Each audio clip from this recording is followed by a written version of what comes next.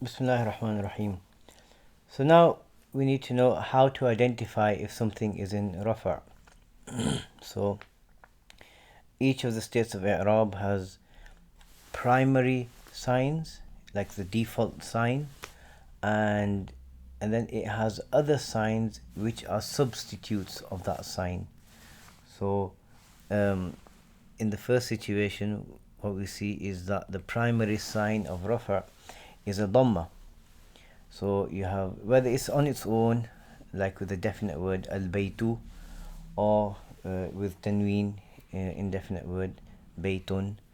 The default sign for rafʿ is the ḍamma.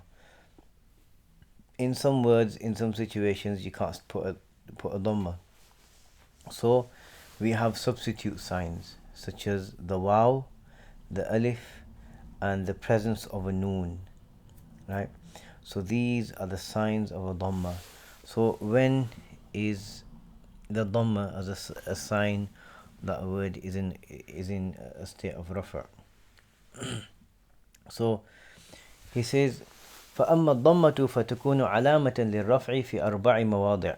So the ضمة is a sign of rafʿ in 4 situations.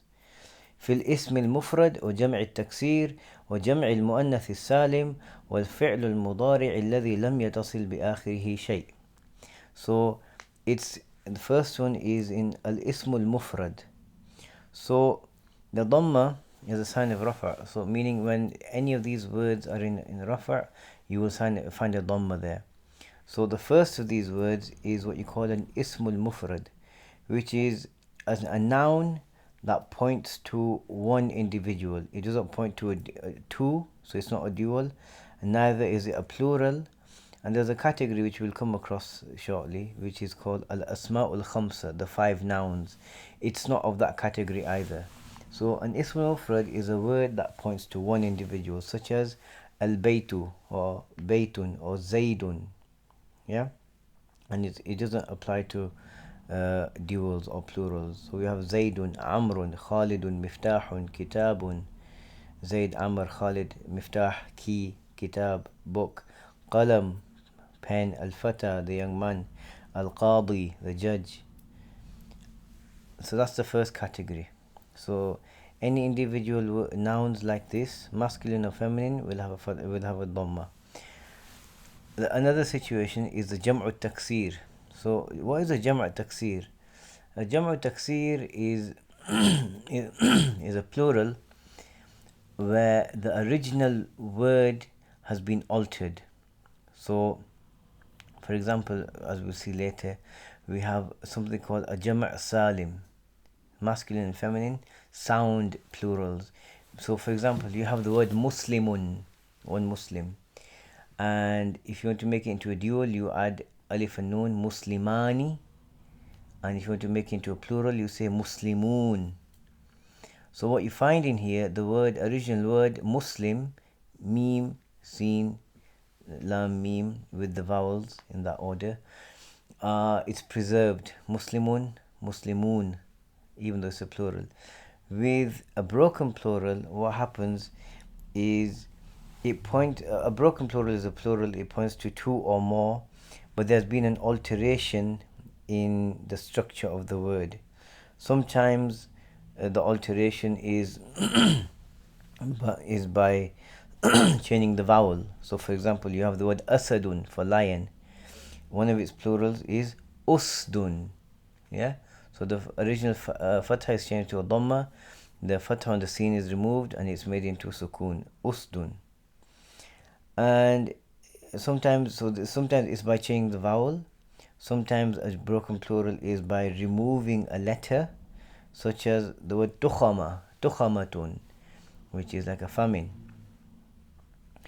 or extreme hunger. Its plural is tukhamun. So the ta marbuta, the extra ta, and then at the end of tukhamatun is removed and it's made into tukhamun. So it's with the vowel change, with the removal of a letter, or is by adding a letter. So the word sinwun, for example, sinwun applies to it's when something is the same as something else. It's of the same category. and its plural is sinwan. Yeah, so this is a broken plural. Why? Because there's been an addition to the word, right? And sometimes there's so we've seen a jam' taksir, the vowels of the original word could be changed, a letter could be removed, letters could be added, or sometimes letters are removed and the vowel is changed, such as the word sarirun, a bed, is changed into sururun. Yeah, you've removed a ya, or the opposite of this, you can add a letter and change the vowels. So sababun would become asbabun. So this is a jam' taksir. It's a plural where you take a word, you alter its structure and voweling, and it becomes a broken plural. So you have the original word nabiyun, it becomes anbiya'u, al-anbiya'u. Yeah? So that's the second type. The third type of word which has a ḍamma as a sign of rafʿ is the jam' al-mu'annath al-salim. So the jam' al-mu'annath, the sound feminine plural. So you have a feminine noun, right? Ism mufrad, which is feminine, muslimatun. And then what you want to do to make it a plural, you have to add an alif and ta za'idatain. So this alif and ta are not from the original structure of the word.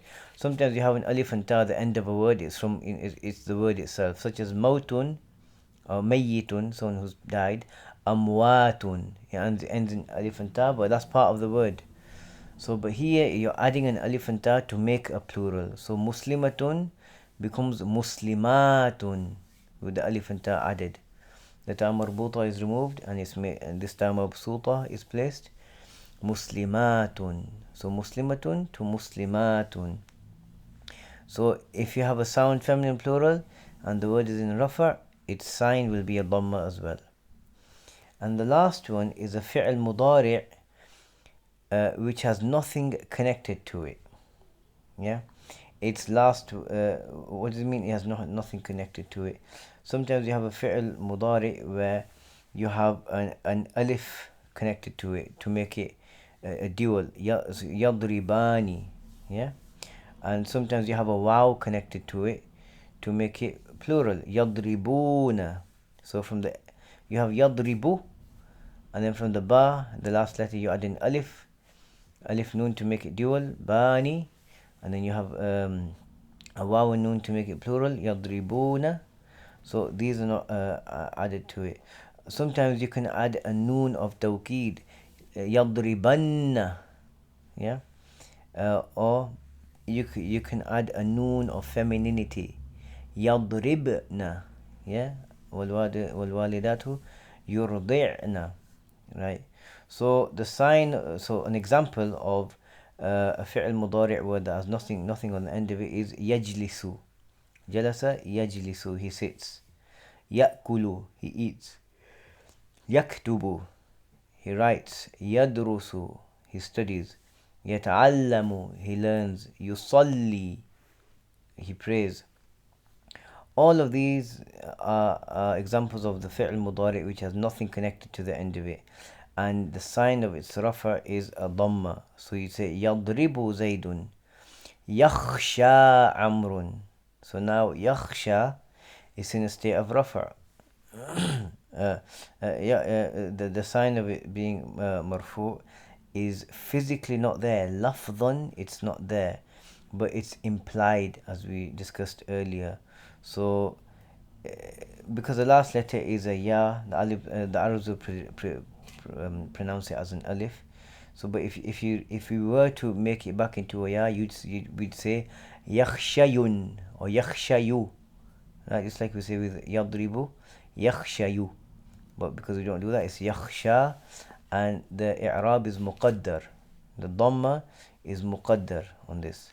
So yakhsha amrun.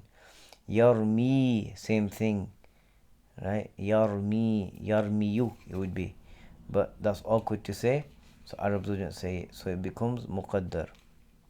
So yarmi bakrun. So there's a dhamma which is muqaddara. There's a dhamma which is implied there. in these situations. So that's the signs of the fi'l mudari when there is when the sign is a rafʿ. You have this ḍamma with these four scenarios. Alhamdulillahi Rabbil Alameen.